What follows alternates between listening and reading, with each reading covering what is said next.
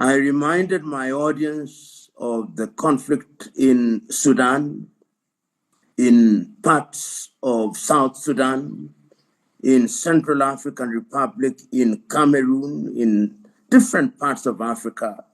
And I reminded my audience that we can talk about a borderless Africa all we want, but until the day that we are able to restore genuine peace, Africa will not realize our potential. And it's not lost on me that I am talking in a forum which is put together by a Catholic Church. And it is also not lost on me that you've made it as ecumenical as it should be, with prayers from the Christians, from the Muslims, and from African traditionalists. And therefore, I will, as I make my presentation, also make reference to Christianity, to African spirituality, and indeed to Islam, and one may dare say even other religions such as Hinduism and Buddhism, to the extent that all of them recognize that human life is sacrosanct because we are made in the image of God. Yet what amazes me, and I believe it amazes you, is man's inhumanity to man. The injunctions of every religion are so clear. When Christ talks about loving your neighbor in that famous parable of the Good Samaritan, it is as clear can be, that we have a duty to be our brothers and sisters' keepers. But yet, we do not do that. If you look at our African spirituality and African way of doing things today, we talk about Ubuntu. And Ubuntu's fundamental philosophy is that you take care of all, that you are because I am. If you look at Islam, if you look at the hadiths and you look at the Quran itself, it is as clear can be, that we have a duty to take care of our fellows, but we don't.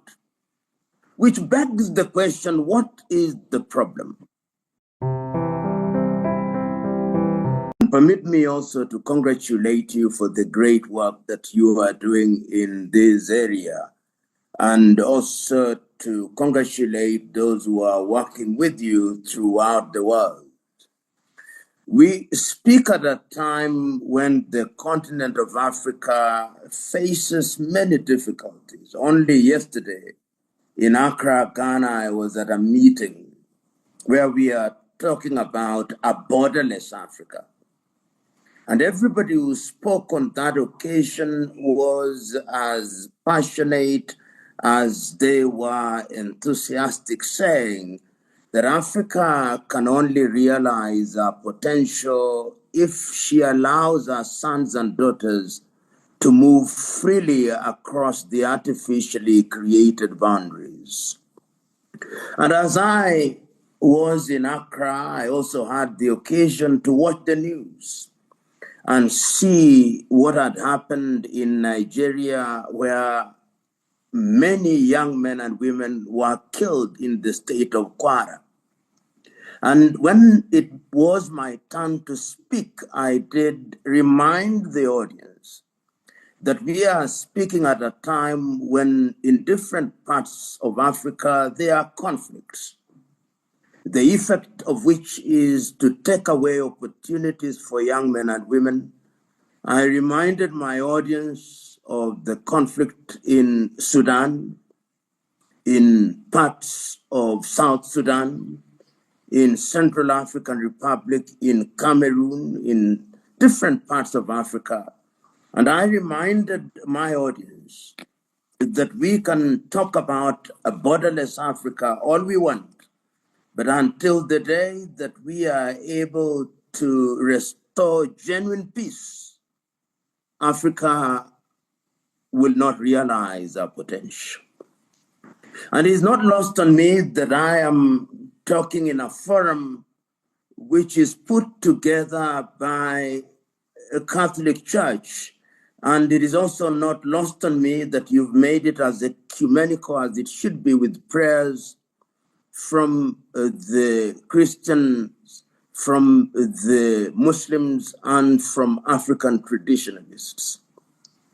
And therefore, I will, as I make my presentation, also make reference to Christianity, to African spirituality, and indeed to Islam, and one may dare say even other religions such as Hinduism and Buddhism, to the extent that all of them recognize that human life is sacrosanct because we are made in the image of God.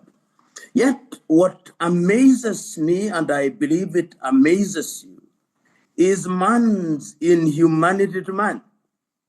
The injunctions of every religion are so clear.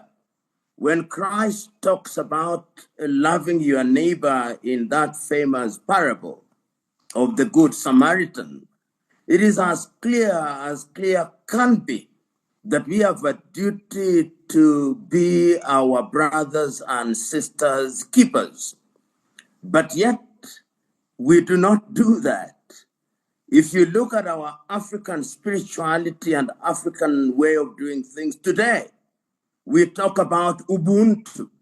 And Ubuntu's fundamental philosophy is that you take care of all, that you are because I am.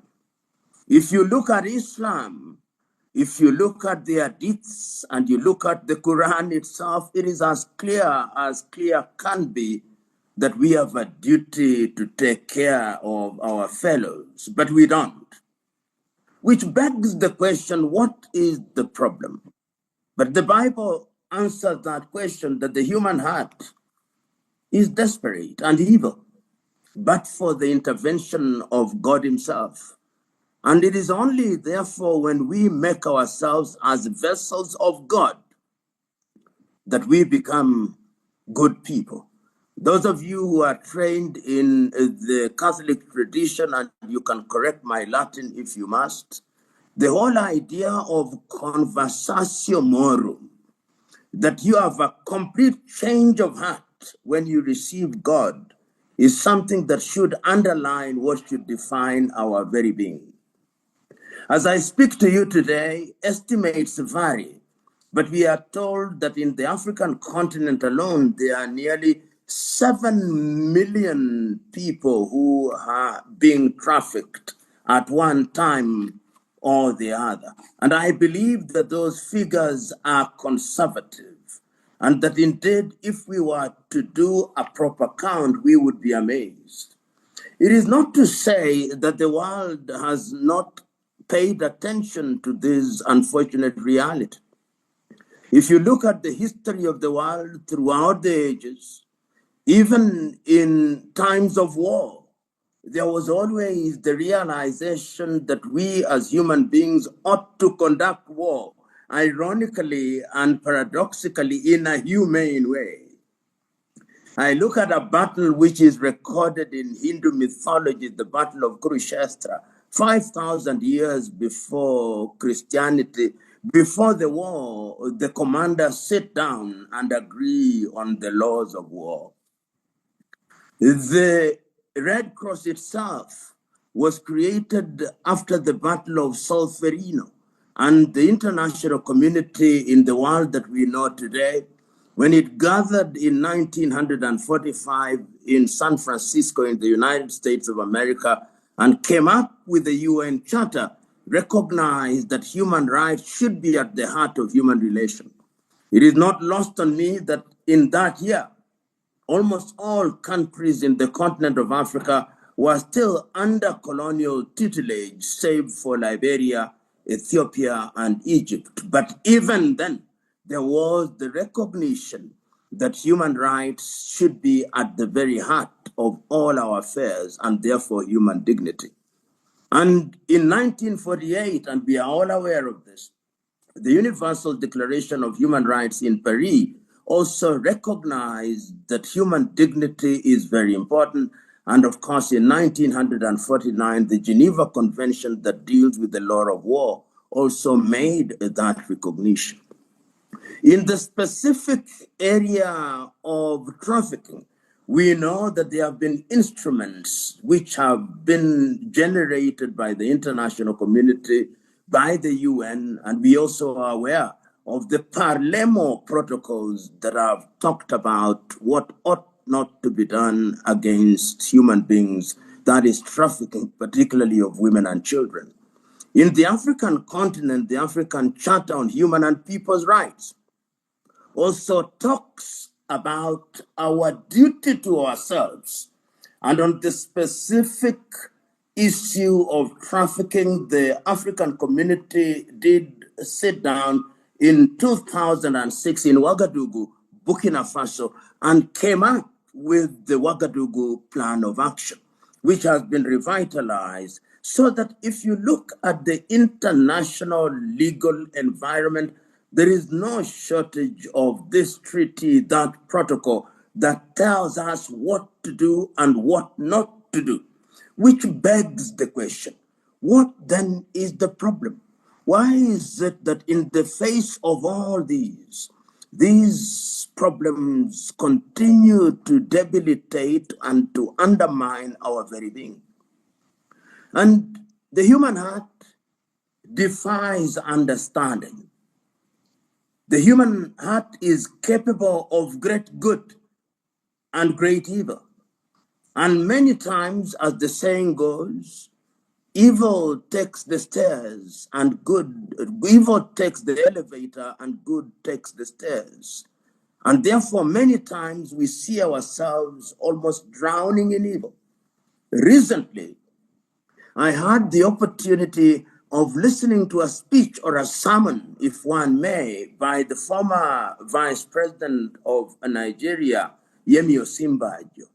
In a nutshell, what Yemi was talking about, he was questioning the Christianity that we practice in the continent of Africa and reminding the audience that if you look at the history of Europe, the Christianity and the Christian ethic that made Europe move from agriculture to industrialization was about a Christianity of Puritanism, a Christianity of ethic, a Christianity of respecting time, and Europe then developed in that way. And he reminded his audience that although Christianity is dying or is deathbed in most of Europe, the ethic has remained. But in Africa, he said, we have now adopted a Christianity that makes us feel good without being good. A Christianity that tells us that all our problems can be resolved by prayer and fasting. Yet the divine instruction is, go ye and get it by the sweat of thy brow. There is a sense in which these issues ought to occupy our mind. In the Muslim world, there is a word that is misused, the word jihad. When we hear the word jihad, we think that it is a war that is waged by the Muslim Ummah against non-Muslims. Yet in the early days, when you read the Quran and you read Muslim scholars such as Abu Huraira, jihad is a struggle within yourself, the struggle to do good. So our lives on a daily basis is about a jihad, the jihad to do good. And of course, in African reality and spirituality, and let us remind ourselves that Africa is diverse.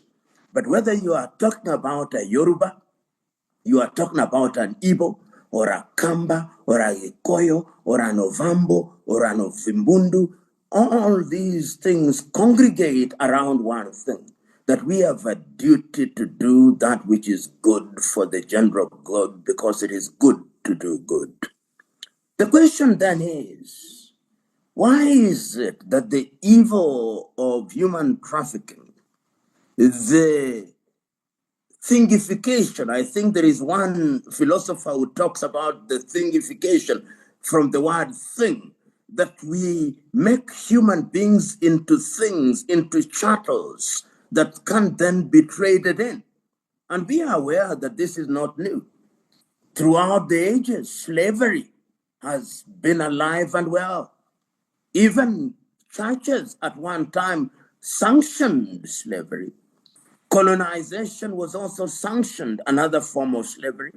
Neocolonization is yet another form of slavery. But even in those instances, there were always voices of reason who stood out and pointed out the fact that we need to liberate ourselves from these dark spaces in order to do that which is good.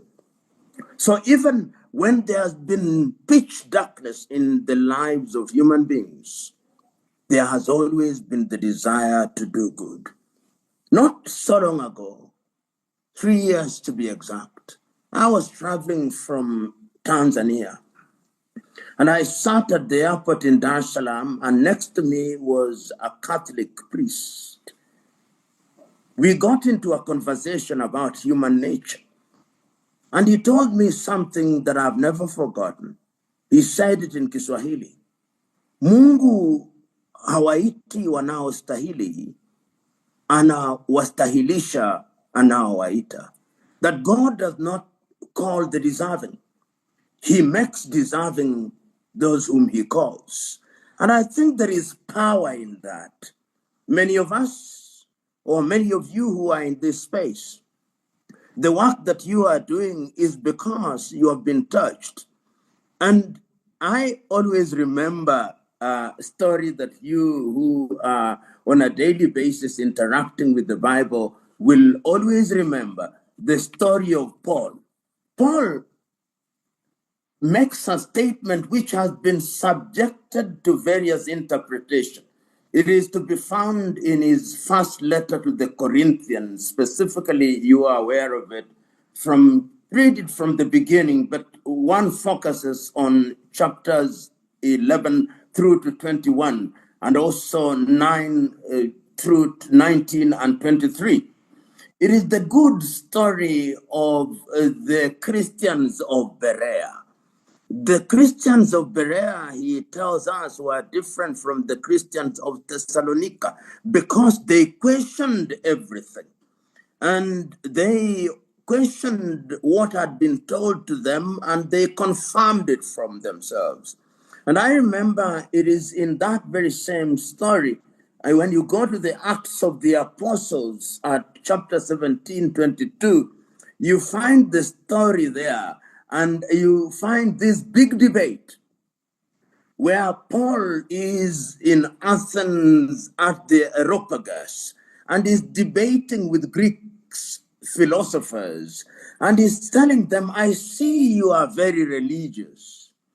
And then there is an icon for a god with the unknown name. And he tells them, it is of this God that I want to talk to you about. And he goes on waxing lyrical and talks about that God and what he represents and how we are then supposed to behave. And Paul then, as recorded in Corinthians that I have made reference to, makes the statement that has, as I've already said, been subjected to various interpretations. That I was everything for everybody. For the Jews, I was a Jew. For those who follow the law, I was a follower of the law. For those who did not, and he goes on and on. And some have said that justifies us doing anything and everything, but that must be contextualized. Paul was simply, in my understanding, telling us that you've got to look at the circumstances in which you operate if you want to be effective. And I'm suggesting to those who we are sharing this forum with that in the environment of human trafficking, one has to be as careful can be in order, number one, to understand the problem. When the father was praying, he made reference to a number of things. What is it that makes a person want to leave their country?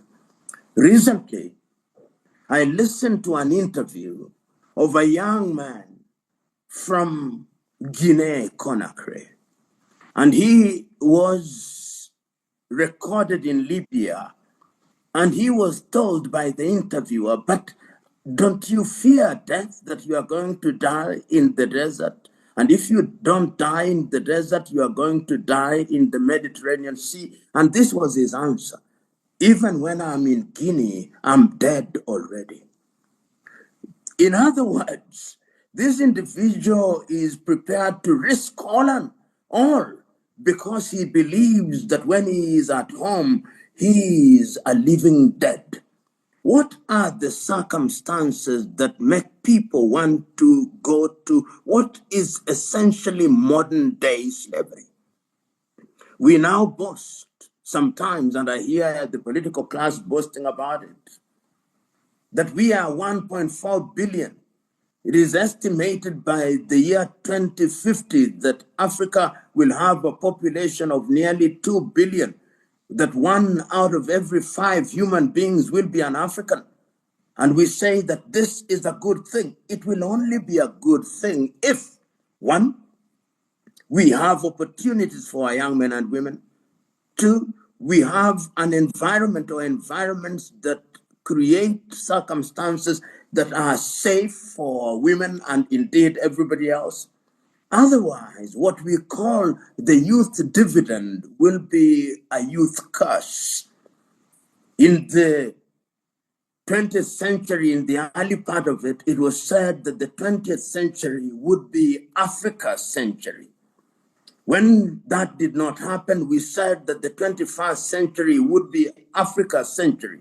We are now going into the last part of the second decade of the 21st century. We are now talking about artificial intelligence. We are talking about the fourth industrial revolution. We are talking about the fifth industrial revolution. And today, even when we want to attend church or mosque, we don't need to go to the sanctuaries physically. You can reach the world from wherever you are. You can be in Chicago, in the United States of America, and preach to the entire world. We can evangelize to the whole world. We can have the Roman Catholic Pope sitting at the Vatican and talking to the entire Catholic congregants everywhere in the world.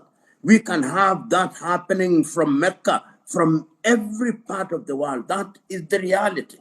This reality gives us an opportunity to disseminate knowledge in a manner that is unprecedented. And I want to imagine to myself that if some of the founding fathers of the church or even of Islam were to rise up, they would be shocked. They would be shocked that there were days when, in order to write a Bible, you had to use your hand. And there were days when the Bible had not been translated into languages, and that it is only with the coming of the printing press that today we are able to read the Bible as we do. They would be shocked. The Muslim Ummah would be surprised that indeed, when the Prophet died, there was not a single document called the Quran. The Quran is compiled and completed in compilation during the Caliphate of Uthman.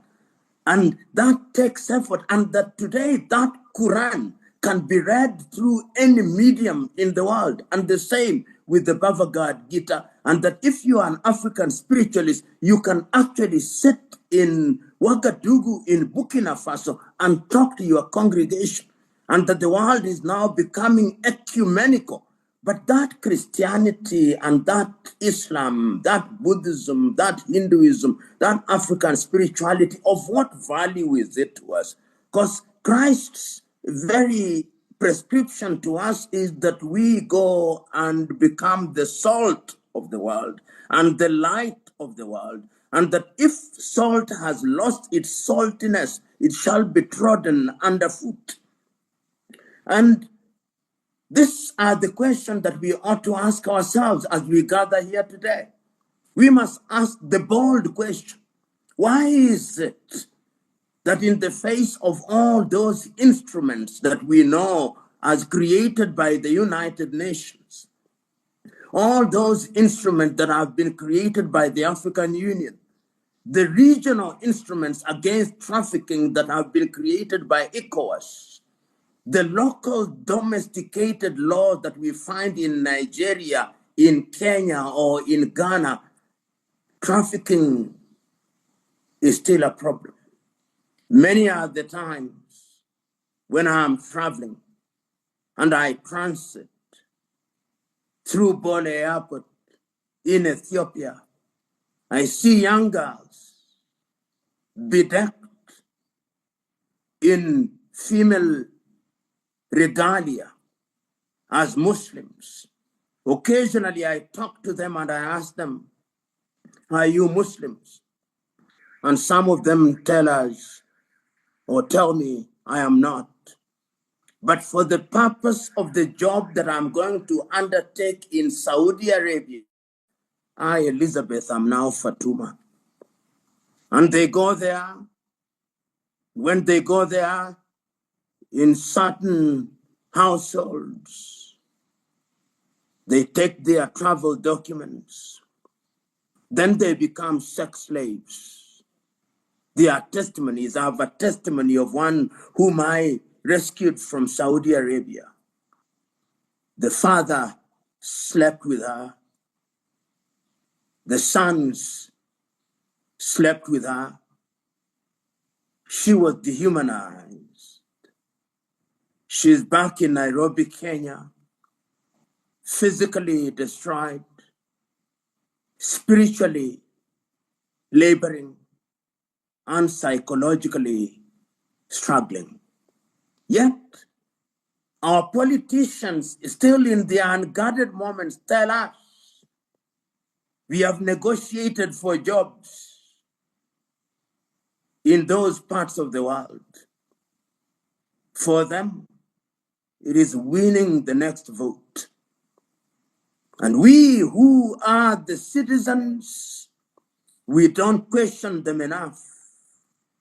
They bombard us with statistics of the number of girls and boys that they have taken to Germany, to Bahrain, to Oman, to Saudi Arabia, but they don't ask whether they are in modern day slavery, and we now know they are. What are we doing about it? We have seen politicians collecting money to take them to be enslaved. Recently, in my office, young men came to me. They are from the Democratic Republic of Congo. They had been lured by an individual who told them that I could obtain visas for you to travel to Colombia. And once you travel to Colombia, you get to Suriname. And once you get to Suriname, you'd walk the border through Mexico and go to the United States, and your life will never be the same again. When they wanted to travel and went to the airport in Nairobi, they were told that the visas were fake, and in the intervening period, they had lost 15 million Kenya shillings to this individual, who I believe the next state is that he will be contesting a parliamentary seat. That is the state in which we find ourselves. We enact laws that we do not believe in. We create environments that we do not believe in. So I must agree with the father who said the opening prayer that until the day that we deal with the root causes, we can pray all we want, we can fast all we want, but desperation will be the driving force that forces women, young women, to go into the brothels and the harems of the Arab world. That unless we create opportunities by taking leverage of the resources that are given unto us, we'll always be the scum of the earth. The story or the parable of the 5 talents and 1 talent and 2 talents has been told too many times ad nauseum. But it is still correct that God in his divine wisdom gave to every civilization something. He gave us the most moderate climate on earth. He gave us minerals. He gave us intellect. But permit me to say, fellow Africans, I do not know if it is because of slavery or colonization, but I don't think that that argument is available to us. If you look through history, all civilizations have suffered enslavement and colonization. The time is now that we must stop giving excuses. If you are in Zambia, let us ask, what has the copper in Zambia done to the people of Zambia? If you are in Botswana, what has the diamond in Botswana done to the people of Botswana? If you are in Mozambique, the gas that is being generated, how is it changing the lives of the people of Mozambique? If you are in the Democratic Republic of Congo, the home of coltan, how are the lives of the people of the Democratic Republic of Congo being changed by the exploitation of that mineral? And the answer is none. They come and they take it. The words of Julius Caesar, Veni, Vidi, Vici, I came, saw, and conquered, ring true. People come to Africa and they say they came, they saw, and conquered. The time is now that we must address the economic situation. We cannot feed ourselves as I speak. In West Africa, they're importing rice from different parts of the world. We are importing meat. We are importing fish from China. We are importing sugar from Brazil. We are importing almost everything. The jobs are created elsewhere, and our young men and women are running to those places. So we must continue doing the good work. But the work we are doing in terms of fighting trafficking, even in the testimonies that we are giving, is equivalent to trying to irrigate the Sahara Desert using a teaspoon. The impact will be minimal. This requires a totally different approach, an approach that encompasses all. And my joy at this time is that many Africans across the continent of Africa are beginning to realize that the battle will not be won through this or that protocol, through this or that plan of action, but it is by us rolling up our sleeves and coordinating our activities so that those who are talking about borderless Africa must have a conversation with those who are saying that we must have one united Africa, and have a conversation with those who are saying that we must stop trafficking, and those who are saying that we must create opportunities for young men and women. The problem of Africa also is that we work in silos. We do not know what our people are doing in different parts of Africa. The day we combine our efforts, that is the day we are going to realize our potential. And if you allow me a little reference to the Bible, is it not the case that when Elijah was confronting the 450 prophets of Baal at Mount Carmel, and also in attendance the 400 disciples of Asherah, that he thought he was the only one who had not bowed to Baal, and God told him there are 6,000 others. The time is now for us to coordinate. So let not this forum, like other forums, be a one-off forum because we are celebrating the feast of Saint Bakita. Let it be that we are starting something that is going to go around the continent of Africa. Yesterday in Accra, when they lit the torch about borderless Africa, I told them, let this not be just another event. I told them, let this torch move from country to country so that it raises a conscience and raises a consciousness which will make us realize that we cannot be slaves forever. The time is now for us to do what we say. The time is now to exorcise the ghost of lamentation and the ghost of fear. The time is now to realize that action which is unwedded with our words and vice versa will not take us far. The time is now to realize that sophistry will not solve our problems. There is only action. René Descartes is still right. Cogito ergo sum. I think, so I am. If indeed we are thinking, then it is our duty to combine our efforts. So, ladies and gentlemen, my desire and prayers and at once is that we should use this forum to charge an army that will go out into the world and do that which is right and good. It can be done.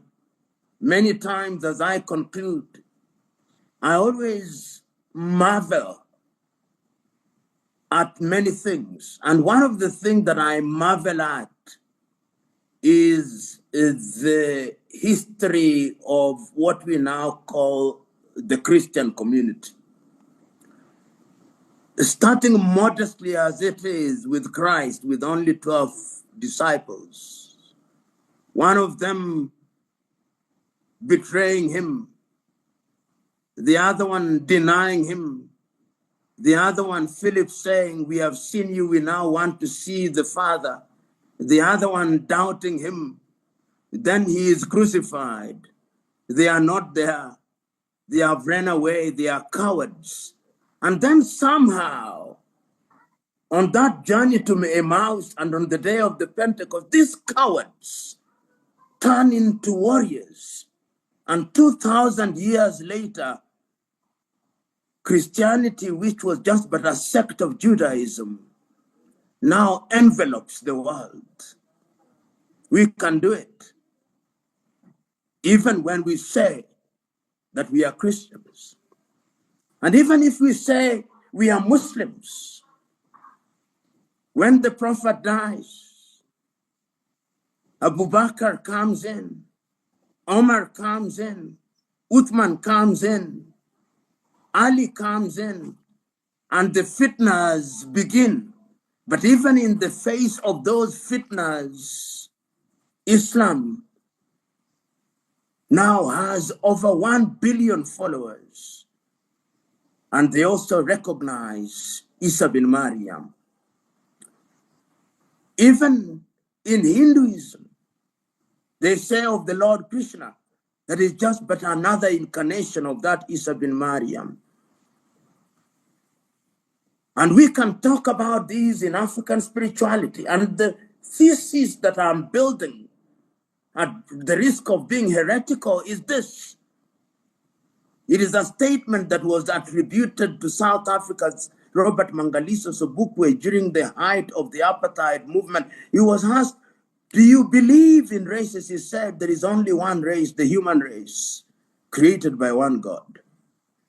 And if we realize that that is indeed the case, we have a duty to fight this. Our young men have died too often in the Mediterranean. They have died, they have been humiliated at embassies in their countries.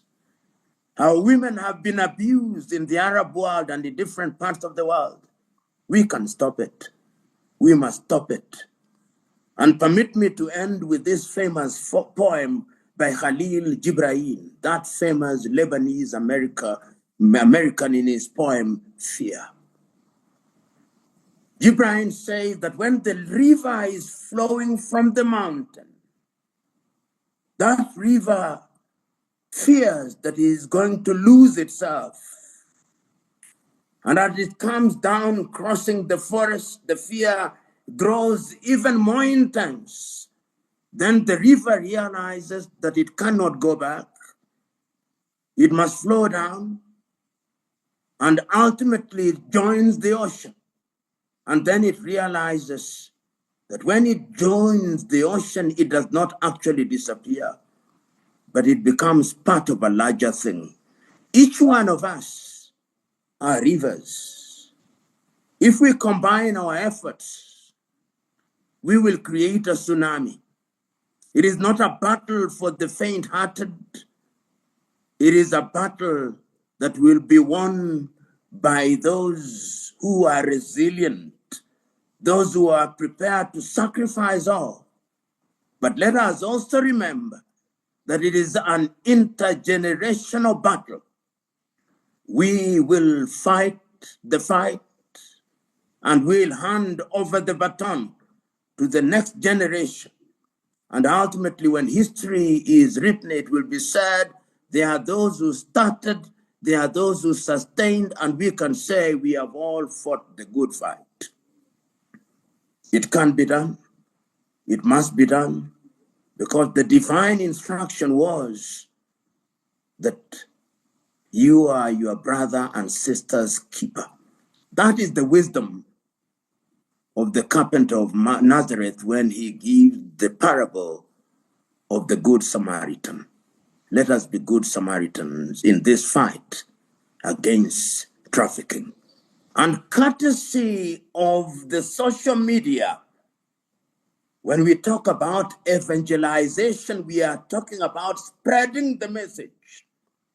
Today, Sister Leonida is in the United States of America, over 13,000 kilometers. But courtesy of knowledge given to us by God, we have dwarfed distances. We have neutralized distance that we can speak in the manner that we are. So let us take advantage of this technology. The battle must be fought and won, and we are the warriors. God bless you.